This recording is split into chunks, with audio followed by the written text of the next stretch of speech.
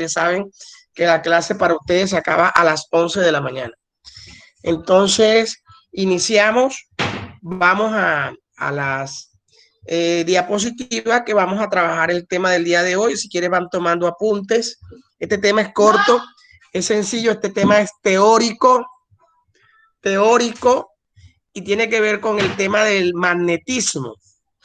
El magnetismo tiene que ver mucho con la electricidad. Los primeros de hablar de magnetismo fueron, usted se va a la época de la antigua Grecia cuando se trabajó con una piedra que era capaz de atraer metales. Esa piedra era una piedra de magnesia. De ahí el nombre de magnetismo. De ahí surge la palabra magnetismo porque las primeras piedras que tenían la capacidad de poder atraer metales era la magnesia, era un metal que tenía esas propiedades, ¿no? De atraer metales. Entonces, en ese orden de ideas, a eso le llamaron imán, que era derivada del imán, o sea, obviamente derivaba de la palabra magnesia, ¿no? Y de ahí el término magnetismo. Los imanes se caracterizan no por generar un campo eléctrico, sino un campo magnético. Un imán tiene no vamos a hablar de cargas positivas y negativas, porque las cargas positivas y negativas se manejan o se trabajan en el ámbito de la electricidad, pero no en el ámbito del magnetismo. En el ámbito del magnetismo tenemos que hablar es de polo norte y de polo sur. O sea, todos los imanes van a tener dos polos, un polo norte y un polo sur. El polo norte y el polo sur generan un campo alrededor de ellos que es lo que le llaman campo magnético. Por eso si usted trata de pegar algo en la mitad de los polos, entre el norte y el sur, todo se le va a repelar. En esta zona de aquí, que les estoy mostrando, en esta zona de aquí que casi no hay un campo magnético, en la zona de acá que no hay casi un campo magnético, esta zona repela, en esta zona no hay fuerzas de atracción, sino que las fuerzas de atracción más que todo se dan hacia el polo norte o hacia el polo sur. Entonces, teniendo en cuenta eso, el norte con el sur se atrae, miren las líneas del campo magnético, pero norte con norte o sur con sur se repelan.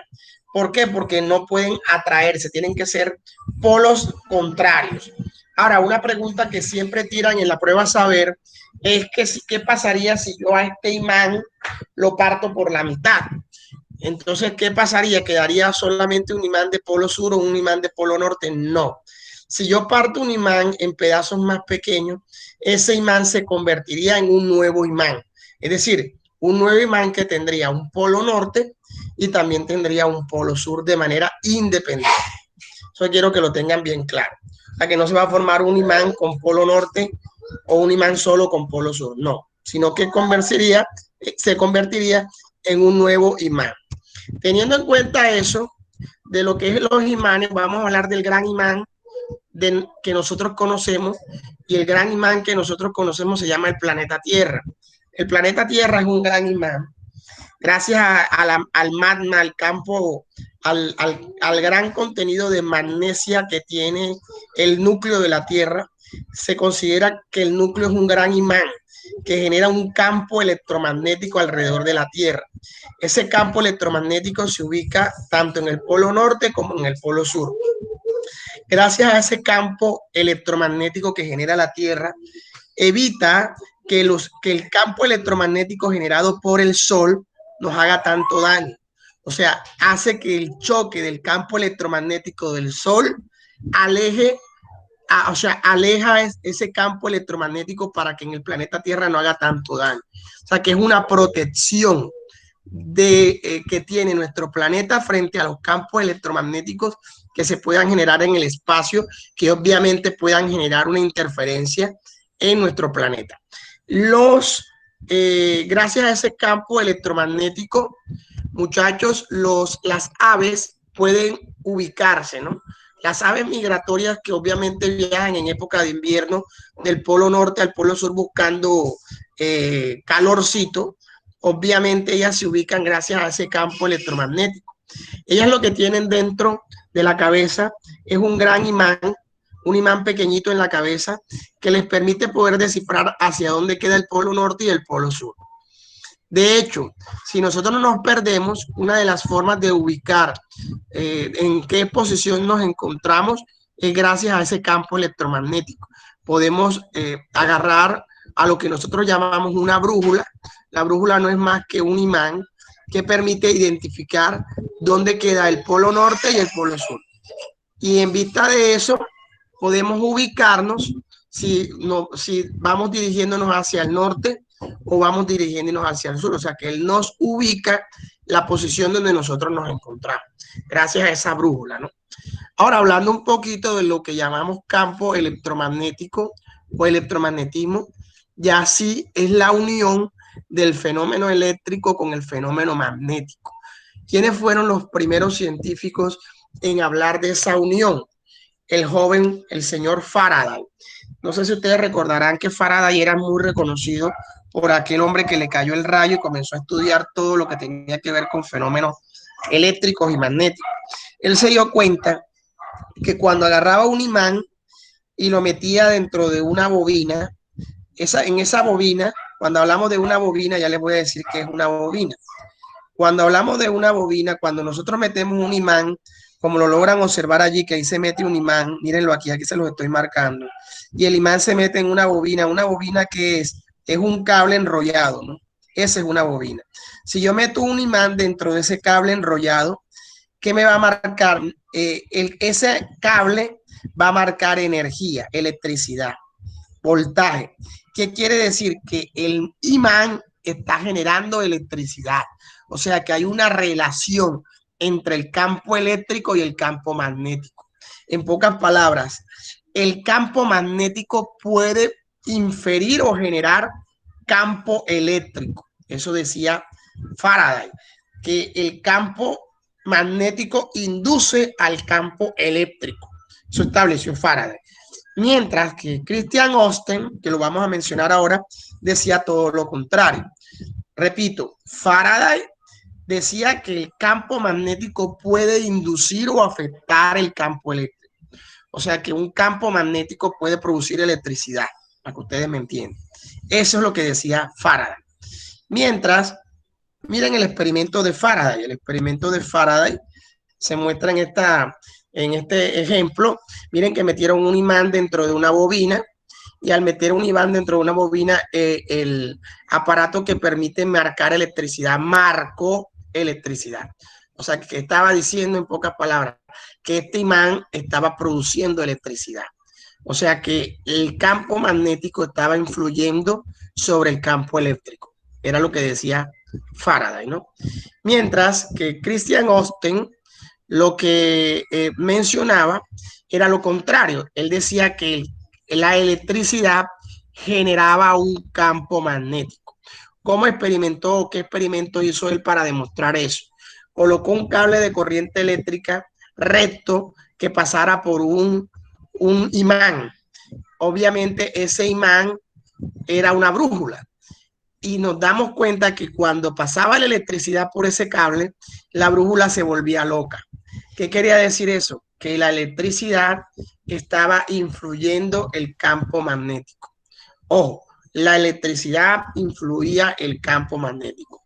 Mientras que Faraday decía que el magnetismo influía a la electricidad, Austin decía lo contrario, decía que la electricidad influía al magnetismo. En pocas palabras, ya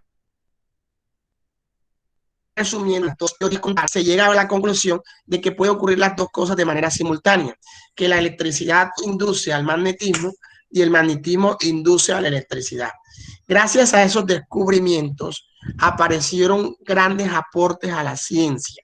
¿Cuáles fueron esos aportes a la ciencia? El descubrimiento de un motor eléctrico.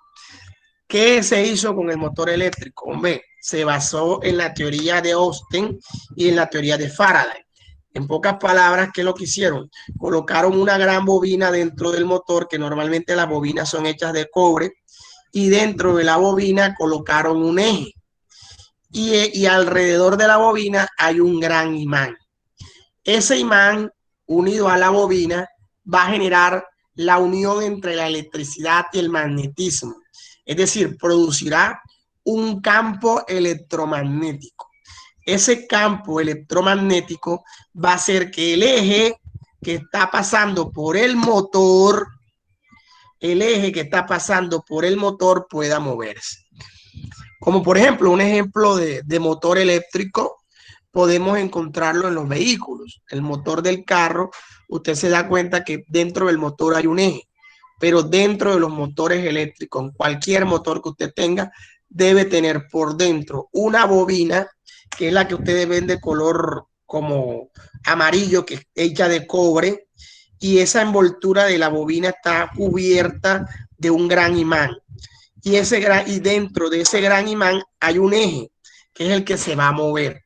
O sea que en pocas palabras, el campo electromagnético va a hacer que el eje gire de manera circular y pueda moverse circularmente y circularmente, porque se está uniendo el campo eléctrico con el campo magnético. Entonces, si yo les pregunto cuáles son las características de un motor en el examen, usted tiene que decir que un motor consta de una bobina y de una cubierta de un imán, de un gran imán. Y por dentro pasa un eje que gracias al campo electromagnético es que se va a mover. ¿Entendido? Otra aplicación de la unión de Faraday con Einstein fue el llamado electroimán. Eso lo podemos hacer nosotros en nuestra casa, ese experimento fácilmente. Y de hecho vamos a armar grupos para la próxima semana. Ustedes me van a presentar esos experimentos de manera presencial. ¿Qué van a hacer ustedes? Por ejemplo, una pila, la enrollan haciendo una bobina, puede ser de cobre, enrollan un alambre de cobre haciendo el caso de una bobina y luego meten dentro un clavo de hierro. El clavo de hierro es un metal que al ser inducido por corriente eléctrica de la pila, ese metal puede convertirse en un gran imán. O sea que a ese fenómeno se le llama electroimán. ¿Por qué? Porque recuerden que como los imanes son hechos de metales, como por ejemplo el imán es hecho de magnesia, de un metal llamado magnesia, y atrae metales, entonces si nosotros agarramos cualquier metal y le inducimos corriente eléctrica, estamos haciendo de que ese gran imán genera ese gran clavo genera a su alrededor un campo electromagnético y se convierta en un gran imán. Un ejemplo de esta aplicación, no sé si ustedes lo han visto en la chatarrería de los carros, donde agarran unos grandes imanes y pegan los carros para llevarlos a través de un brazo a otro lado y después sueltan y cae el carro en otra parte. Gracias a esa atracción electromagnética, eso se considera un gran electroimán, que es utilizado en las industrias de chatarrería para coger metales y trasladarlos de un lugar a otro. Eso en lo que tiene que ver con el llamado electroimán. La otra aplicación que ustedes la han visto mucho son los parlantes. Un parlante también es un gran ejemplo de electromagnetismo, porque el parlante por dentro tiene, aunque no lo vemos allí, pero por dentro él tiene una bobina y la parte de afuera del parlante es un gran imán. ¿Qué hace la bobina y el imán? Une la electricidad con el magnetismo. ¿Qué hace la electricidad y el magnetismo? Genera un campo electromagnético tan grande que cuando la música llega amplifica el sonido y el sonido obviamente se va a ver con mucha más fortaleza gracias a la exposición del campo electromagnético. Entonces, esa es una aplicación. Hay más aplicaciones, por ejemplo, en la elaboración de las turbinas. Las turbinas también tienen bobinas y tienen imanes. O sea que todos los dispositivos que tienen bobinas y tienen imanes son dispositivos eléctricos que aplican el principio de electromagnetismo, porque la base fundamental del electromagnetismo es la bobina y el imán. ¿Alguna pregunta, jóvenes? Jóvenes, preguntas. Jóvenes. No, profe. Preguntas. Esa es la aplicación. La aplicación es motor eléctrico. Tenemos el electroimán y tenemos los parlantes. También las bombas, las turbinas también son dispositivos electromagnéticos porque tienen un gran imán y además de tienen un gran imán, obviamente van a tener una bobina. Entonces, en esa parte que les acabo de mencionar, es la parte teórica que tiene que ver con el principio de electromagnetismo.